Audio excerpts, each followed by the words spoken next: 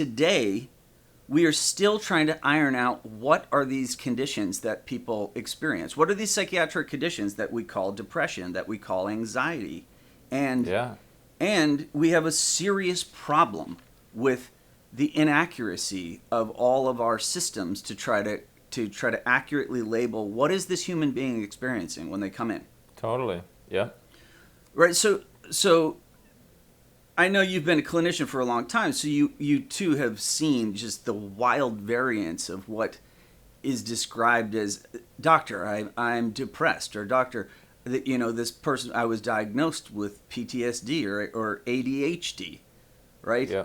And then, as you start to treat the patient, you realize, I'm afraid this is not what we originally thought it was. Yep. We now bring you Enter the Freud.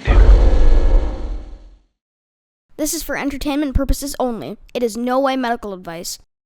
It turns out there's an estimated 30 to 70% of diagnoses are incorrect. Mm-hmm. I mean, that's a large difference, but it's still just, even if it was just 50, like 50% of the time. Yeah, even 30% in physical medicine would be totally unacceptable. I just think that mental health, but even all health, physical health and mental health, I just think it's a really new science. We're in our infancy. If you look at the history of science and all the crazy ideas, people used to think the sun revolved around the earth not that long ago. We're just like figuring shit out, and we're like floundering around. It's so complicated, and we're just beginning to sketch it out. And a lot of our shit it's still today, a lot of our shit is just wildly off or primitive or whatever. Throughout my career, I've delved into this issue several times, but this time I'm back because I became so obsessed with all these new AI companies that are attempting to solve this problem. Oh. Yeah, I literally went and just looked at the top 34 companies that are attempting to solve this problem. And what do you mean what do you mean an AI company that's attempting to solve this problem? So they're basically taking machine learning and attempting to figure out, to some degree, it's very hard to look at each company really in depth, but to some degree they're trying to figure out a new diagnostic method, including more variables. Oh. Right? So because we're going to need an entirely new diagnostic manual. This at the DSM-5 as it exists, we'll need the DSM 6.0, the ChatGPT version, right? Could you tell me what you think would be a problem with this? I see a lot of problems. Let me just start off with the simple ones before we get to the fucking crazy interesting ones. Okay. So the first most simple problem is the DSM-5, I believe, was most, I forget the percentage, 60% or something, a very large, more than half of the psychiatrists who are the authors of the DSM are on the pharmaceutical industry's payroll. So it's oh, well, that really, puts some context onto this book. This book is, designed to facilitate pharmaceutical sales. Well, and it starts to really call into question the whole fucking system. It's kind of it's bullshit. They're not even going for truth. They're going for pharmaceutical sales. I didn't expect you to say that. Because it has so many problems without that complexity. I know. Are you going to introduce? Are you going to introduce reimbursement from insurance companies now?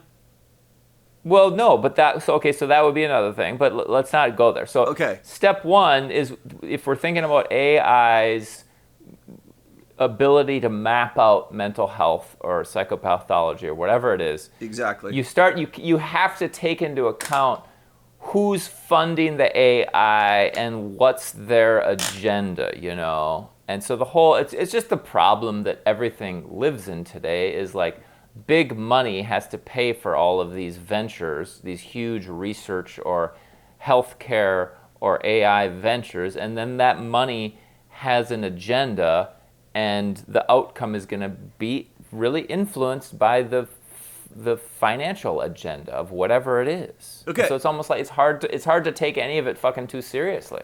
Okay, but let's just imagine we do take it seriously. Let's imagine that let's imagine that you and I are in charge, and like what? Okay, right. So yeah, let's imagine we live in a better world, and this fucking super advanced, awesome AI is going to go in and try to map out mental health and diagnostic systems without any financial agenda. Let's just wave a magic wand and pretend that's the case. Yes. Okay, which wouldn't happen in the foreseeable future, but for the purpose of this thought experiment, then, and let's imagine we're fast forward in the future and we're to the point where AI is like really, really good. It's like 1,000,000 times smarter than humans. Let's imagine that. Okay. Then what's going to need to happen is this AI is going to have to start interviewing tons of people, and they're going to have to really extensively interview them. And I mean, for like each subject is going to have to be interviewed for dozens, if not hundreds of hours, Yeah. to really get the full depth and complexity and breadth of this person's life and psyche and relationships and emotional patterns and nutrition and exercise and behavioral patterns, like everything. And then they're going to have to do hundreds, or not hundreds, they're going to have to do thousands of subjects. Yes. For hundreds of hours each. Yes. Okay, so if the AIs, like in the future, AI is 1,000,000 times smarter than humans, and if they do this thing, honestly, I sort of would be hopeful that the AI would come up with a much, much, much better system than we have, because our system is super fucking shitty. I think the DSM-5 is like unbelievably pathetic. And why I do think you AI, say that? What? Because what I just said, I think it's mostly geared by pharmaceutical industry revenue generating, and so then why would it be good? It's not trying to be good. It's just trying to get people to fucking refer you to your psychiatrist and trying to get psychiatrists to prescribe medication. It's not trying to like. I think that human psychopathology ultimately is caused by something. And to help the person, you have to understand what's causing the pathology. And the DSM explicitly says it's not trying to do that. It says we're not looking for etiology, which I think is fucking unbelievably stupid. But so each diagnosis has its own panel that then reviews it. What do you think the people on the panel are doing? Like recently, I remember there was discussion of each disorder should have someone on the panel who has that disorder. And then I just thought, really? You're going to have a schizophrenic guy on the schizophrenia panel? Like, how is that going to be helpful? Well, that's an absurd example, but I guess... let's just stick with depression for a second. We can go in any of them, but if we just stick with depression, think of all the depressed people you've seen in your practice, and then think of all the depressed people you've seen in your life outside of your practice. Yes. There's a lot of depressed people. And think of how unbelievably diverse these people are. So let's say you've encountered 300 depressed people in your life. Yeah. They're all some have similarities, some don't. You maybe could cluster them into categories, but it'd be a lot of different. But mostly it's like each one of their stories is really different. It's really fucking complicated. Yeah. And a lot of them have roots, but some of their roots have to do with like trauma. Some of their roots have to do with like they just haven't developed self-discipline, so they're sitting around playing video games and eating junk food too much. It's just like it's so fucking complicated and diverse. And to clump them all together into one label that's depression just is stupid. It blurs the whole reality of what's going on. Yeah. Okay. That's. Let me give an example. It'd be like if I came up with a disorder called fever disorder. Yeah. Everyone who has a fever, you just give them Tylenol. I think that's a good explanation, a good analogy of what the DSM is. I've just come up with a new disorder. It's called fever disorder. And if you have a temperature above 99, you have fever disorder. And the solution for that is give them Tylenol. That's how stupid it is. Because fevers, as we know, can be caused by a million different things.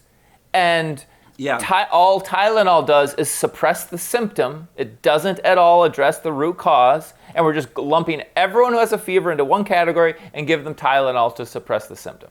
That's, I think, how sophisticated the current DSM is. Wow. Okay, so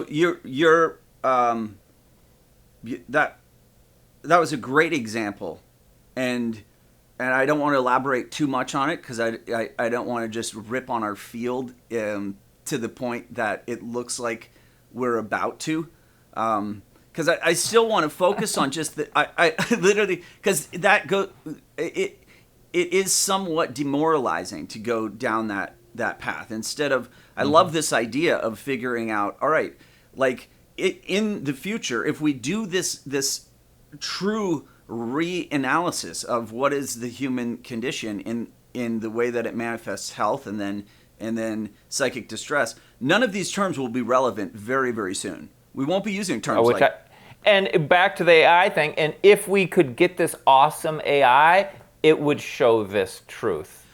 And it would be a great step forward for our field. We do have awesome AI right now. It's pretty fucking good. And we could do a massive revision of this. And we could get our diagnosis much, much more precise. And I think some of these companies if the AI is currently awesome, though in my limited ability, I think we should just wait a few years because I think it's going to be a million times better in 3 years. But let's just pretend it's already good enough today. Then what we need to start doing is start having these thousands of interviews that are 100 hours each, and then the AI needs to fucking take that insanely massive quantity of clinical data and comb through it and come up with diagnostic categories. And actually, I think a really good AI could probably do that, and it would come up with a way better diagnostic system than what we currently have. Yeah. And so, okay, so that's what these companies are saying they're doing. Right, one of them was saying, "Oh, what we're going to do is we're actually listening to people's voices, and we can detect from their voice whether they're anxious or depressed." And I was just like, "No, you can't." Like, because of what I know about the variations of the manifestations of what anxiety is and what depression is. I mean, we just saw that a few years ago, depression was anxiety, and I'm just like, okay, like. Clearly, the terms will have to be massively rectified and revisioned before you can then just take our understanding of psychiatric labeling and psychiatric care and then just superimpose it onto these.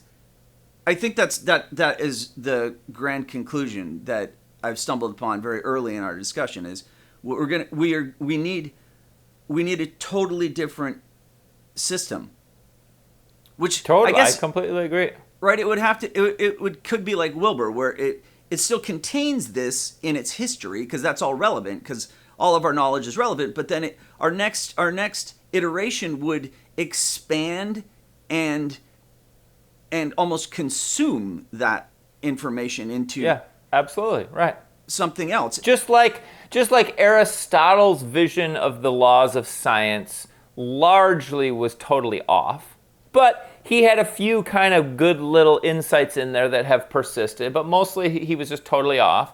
And then like the Copernicus era developed new things that Aristotle missed, but now we've seen that a lot of the Copernican era science was still pretty off, and now we have this new shit, and in 100 years or 1,000 years we'll see that our current science is way off.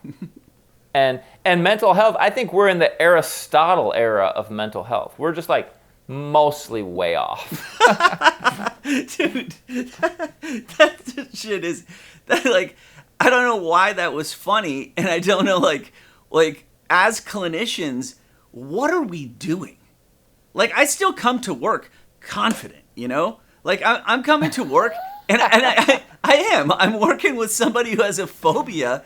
And I know what we're doing is going to be successful, right? Yeah, well, I feel the same way. I think I'm quite helpful to a substantial portion of my patients.